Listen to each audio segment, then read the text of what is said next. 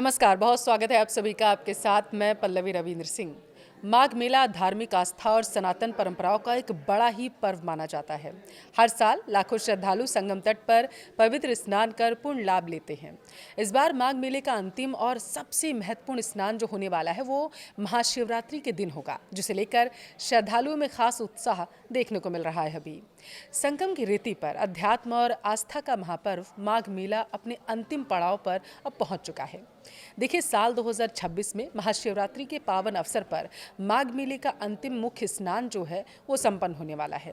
श्रद्धालुओं के लिए त्रिवेणी में डुबकी लगाकर अक्षय पुण्य प्राप्त करने का आखिरी अवसर होने वाला है। अक्षय पुण्य मतलब वो पुण्य जो जिसका कभी क्षय नहीं होता, जो कभी खत्म नहीं होता, और यही वजह है कि माना जा रहा है बेहद भीड़ होने वाली है।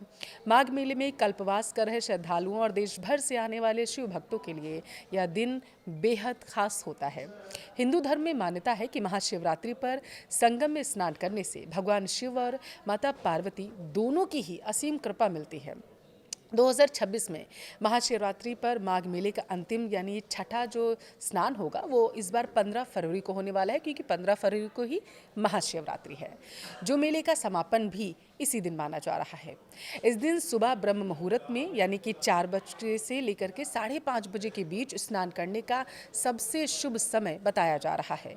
माघ मेले के दौरान वैसे तो कई मुख्य स्नान होते हैं, जैसे कि मकर संक्रांति जो बीत चुकी है, मौनी अमावस्या जो बीत चुकी है और वसंत पंचमी, लेकिन महाशिवरात्रि का स्नान इस मेले की विदाई का प्रतीक माना जाता है। इस दिन के स्नान के साथ ही एक महीने से चला रहा कल्पवास भी पूर्ण हो जाता है। भक्त सुबह तड़के संगम में स्नान कर भगवान भोलेनाथ का जलाभिषेक करते हैं। धार्मिक ग्रंथों के अनुसार महाशिवरात्रि के दिन किया गया गंगा, यमुना और सरस्वती के संगम में स्नान अश्वमेध यज्ञ के बराबर पुण्य देता है। इस दिन स्नान, दान और शिव पूजा का विशेष फल मिलता है और यही कारण है कि इसे माघ मेले का महास्नान भी कहा जाता है। महाशिवरात्रि के दिन श्रद्धालु व्रत रखते हैं, भगवान शिव का अभिषेक करते हैं।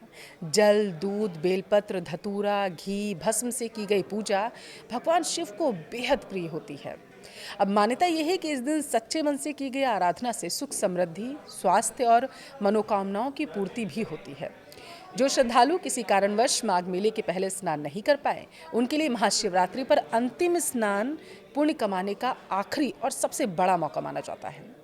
इस दिन संगम स्नान कर भगवान शिव की आराधना करने से जीवन में सकारात्मक ऊर्जा और आध्यात्मिक शांति मिलती है। इस दिन स्नान, दान और शिव पूजा का विशेष फल मिलता है और यही कारण है कि इसे माघ मेले का महास्नान भी कहा जाता है।